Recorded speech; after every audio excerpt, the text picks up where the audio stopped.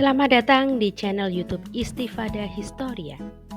Di channel ini kita akan membahas tentang materi pelajaran sejarah di tingkat SMA. Jangan lupa like, comment, subscribe ya. Pada kesempatan ini kita akan mempelajari tentang Perang Batak atau Perang Tapanuli. Perang ini terjadi pada tahun 1870 sampai 1907 atau kurang lebih 30 tahun. Kenapa sih bisa terjadi Perang Batak?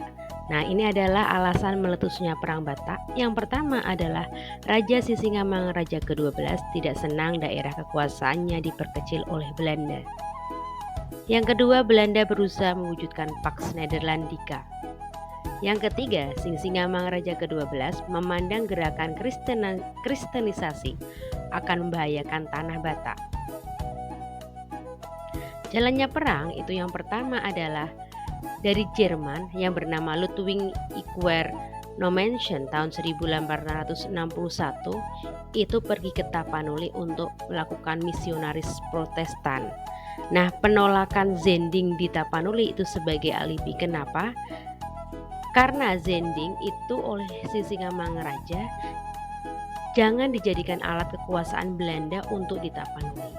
Sisingamangaraja adalah seseorang raja yang toleransi terhadap beragama, sehingga beliau membebaskan untuk terjadi adanya misionaris dan Zending di daerah Tapanuli. Tetapi jangan sampai itu dijadikan sebagai alat kekuasaan Belanda di Tapanuli.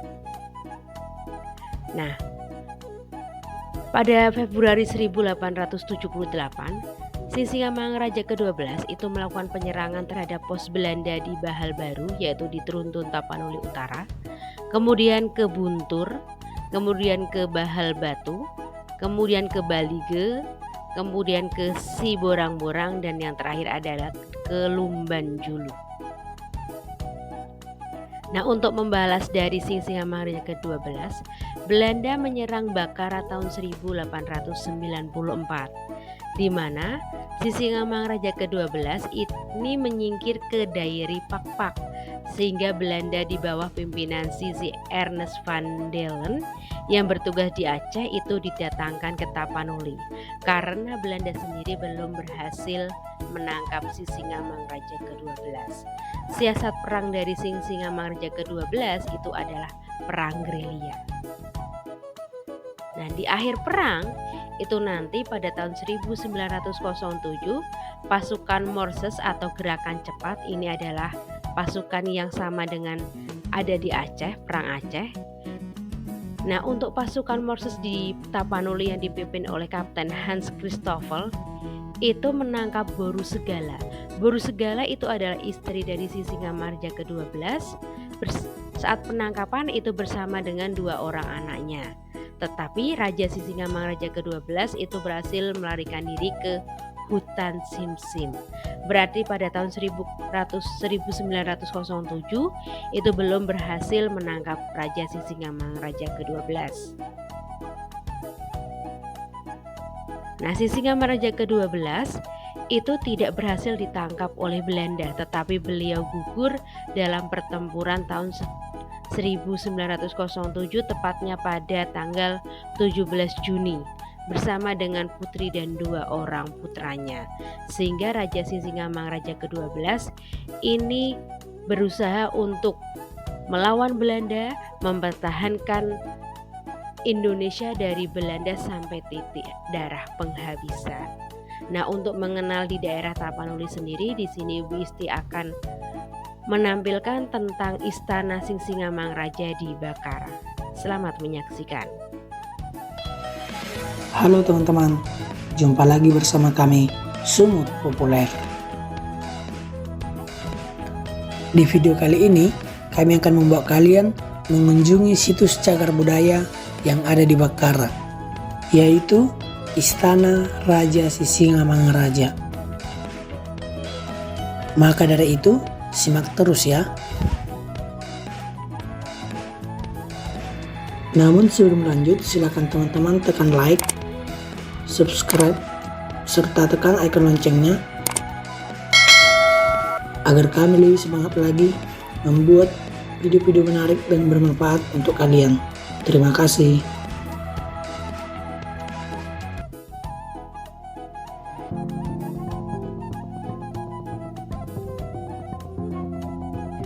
Istana Raja Sisingamangaraja beralamat di Dusun Lumban Raja, Desa Simamora, Kecamatan Bakti Raja, Kabupaten Humbang Hasundutan, atau berjarak kurang lebih 15 km dari kota Dolok Sanggul. Istana ini berada di pinggir jalan, sehingga sangat mudah untuk dikunjungi.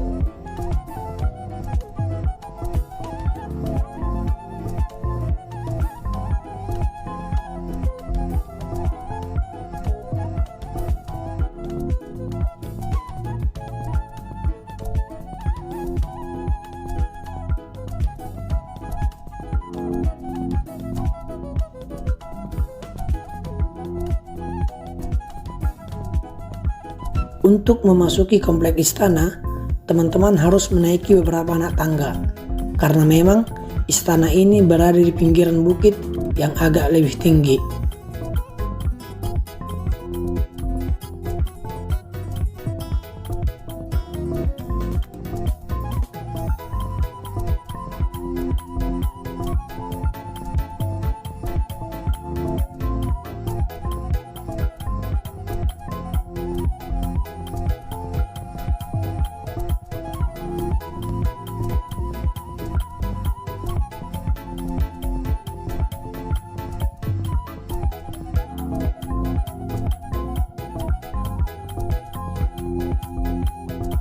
Nah, inilah dia Istana Raja Sisingamangaraja, teman-teman.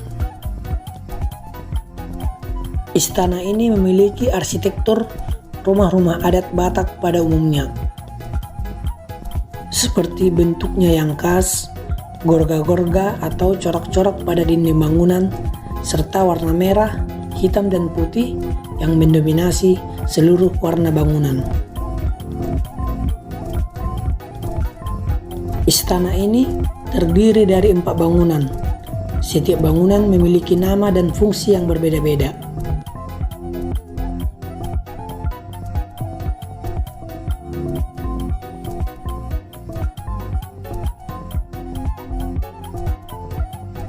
Bangunan pertama sebelah kiri bernama Sopogodang. Sopogodang ini berfungsi sebagai tempat kegiatan seni dan budaya.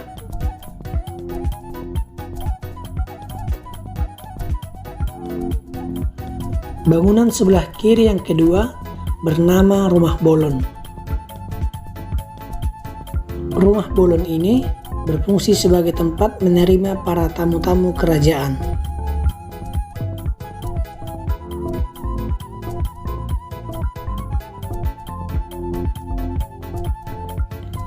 Bangunan sebelah kiri yang ketiga bernama Rumah Parsaktian.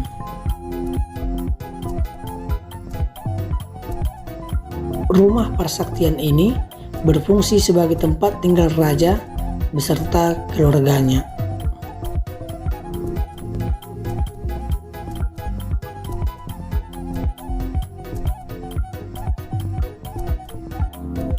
Dan yang terakhir, bangunan yang paling kanan bernama Sopobolon.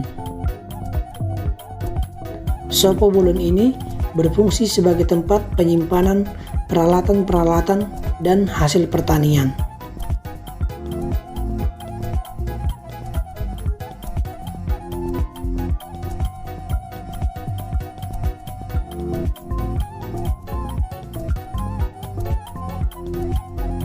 Sedikit cerita, teman-teman, yaitu seluruh bangunan istana ini merupakan replika dari bangunan aslinya. Karena bangunan aslinya sudah 2 kali mengalami perusakan atau pembakaran. Yang pertama terjadi ketika masa Perang Paderi oleh pasukan Tuanku Rao pada tahun 1825. Dan yang kedua dibakar lagi oleh pasukan Belanda pada tahun 1878.